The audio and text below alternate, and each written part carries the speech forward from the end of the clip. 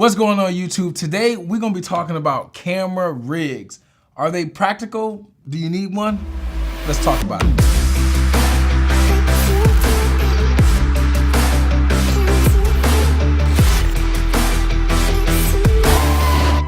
I got the eyes for you.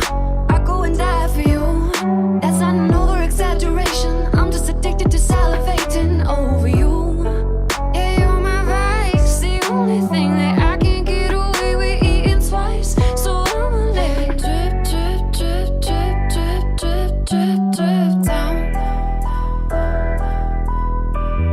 What's going on YouTube? Welcome back to my channel. Today we're going to be talking about camera setups and complete rigs, and I honestly just got mine and I'm excited to go ahead and put it to the test on some shoots. If you're new here, consider subscribing. My channel is all about filmmaking tips and tutorials, gear lusting like this that we got right here, and all kind of other great things. So make sure you hit that red subscribe button and the bell notification right next to it so you're notified every time I post. But now that that's out of the way, let's jump into it and get started. Right here I have the Tilta EST17A. You know what? I have the Tilta EST17A. I'm sorry, there's just no way I was gonna remember that. So I apologize for that. Anyways, that's what this beauty is. And essentially all it is a cage and a rail system for your camera. This one's catered directly for the SONY A7, A9 series cameras. Honestly, I'm impressed. I really love the build. I love the quality. Everything feels so sturdy and just firm. I mean, it's a really good metal that it's made out of. One of the main reasons why I wanted a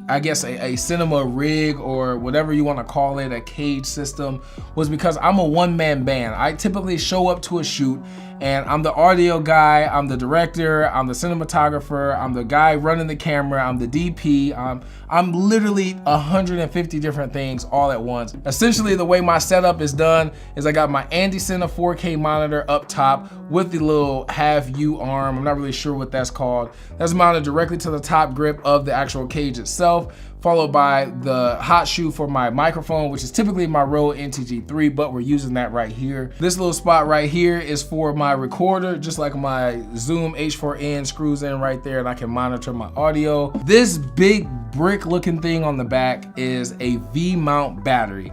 And let me just tell you this, I didn't know that it had so many uses, especially when you link it to like a Camvate V-mount plate mount for your rails, I guess you can call it. And all it does is, if you notice here, I don't have a battery on my monitor.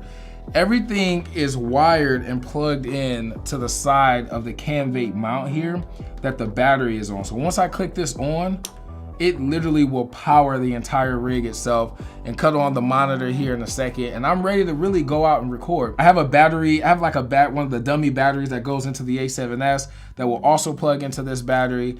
And essentially the purpose of this is to run everything at once. I have one battery I need to charge. I don't need to worry about the 50 Sony batteries you go through. The NP batteries are pretty good by Sony. They last quite a while, but that's still something extra you gotta charge. Now I simplify it with one big brick and it just runs the entire setup. On this side I have the Tilta TT0511R handle grip, which is really nice. I really like this one. One, it fits like really good, and this little nub right here fits right in the groove of your thumb and your pointer finger. But it also, if you look there, it also has a green button here that actually works your shutter for video. So I can just start recording and stop recording by just pressing that there. There's no need to like kind of dig behind here. As you can see, it's already tight to get back there, but I don't have to worry about trying to dig in there to press a button or do anything like that. I control all my recording and stop recording functions right from here, and I really like that. Another thing that really sets this one apart from some of the other ones is that I love the fact that it locks your HDMI port and converts it to a full HDMI. So I don't know if you noticed that, but right here it has the HDMI going in, and then you tighten down the screw, which literally locks it, so you don't have to worry about that accidentally breaking and damaging your port. And then it converts it into a full HDMI cable, which is housed up right here.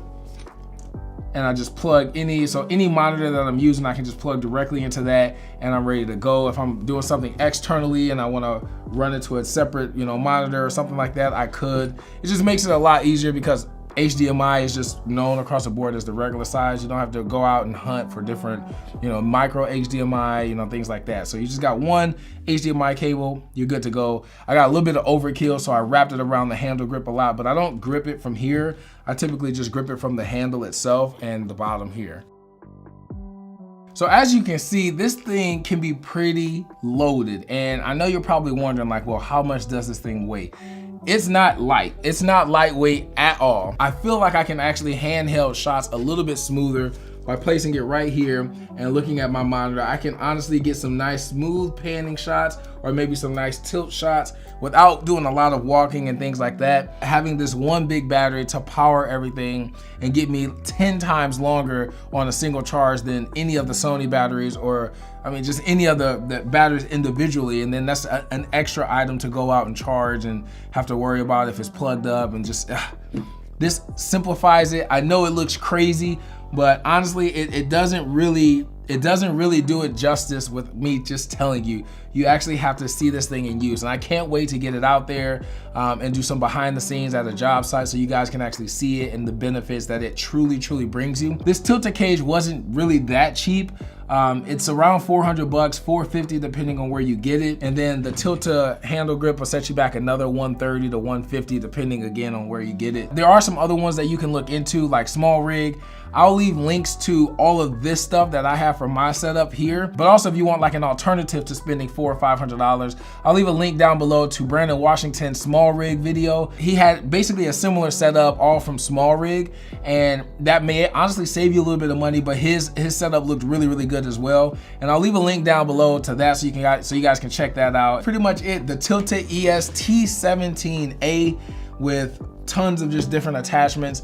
Like I said, I have everything kind of custom to fit what I shoot and things like that, which is more commercial and promotional type videos. I really wouldn't use this too much at like a wedding or anything like that. I'd run a lot lighter of a load. But for commercial shoots and things like that, it's definitely gonna come in handy, especially when I'm shooting for a long time and I don't have time to keep going back and forth to charging and things like that. So that's it though. If you guys enjoy what you see, definitely hit that red subscribe button, especially if you haven't done it already. Hit that notification bell because I got some exciting things coming out, especially in 2019. And also if you own a camera rig yourself that's not the Tilta brand, or maybe even if you own the Tilta, you wanna give your feedback on it, whether it's good or bad, leave it down below so other people that are looking at this video and maybe comparing it and maybe want to buy this or want other options and things like that, leave it down below so we can kind of share our thoughts and go in and be able to see different things like that. But that's it. Until the next video, happy holidays and keep creating.